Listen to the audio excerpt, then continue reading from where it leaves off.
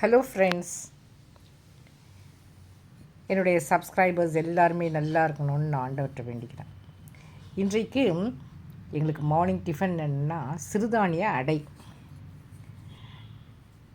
அடை வந்து நல்லா சிறுதானியம் தான் போட்டு அரைச்சி திக்காக அதை தட்ட வேண்டியது தான். கரண்டிலையும் அதை ஊற்றலாம், அல்லது நம்ம கையிலையும் தட்டலாம். இந்த சிறுதானிய அடை மிகவும் நல்லது. சிறுதானியம் சொன்னாவே நம்முடைய உடலுக்கு ஊட்டச்சத்தை கொடுக்கறது. அது மட்டும் இல்லாமல் அது நோய் எதிர்ப்பு சக்தியையும் கொடுக்கிறது.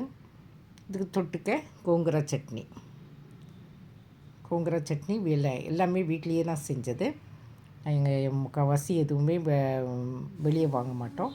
முக்கால்வாசி நாங்கள் வீட்டில் தான் செஞ்சு சாப்பிட்றது. இந்த மாதிரி நீங்களும் செஞ்சு சாப்பிடுங்க. Thank you friends.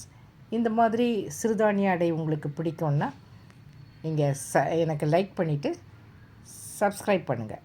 Thank you friends.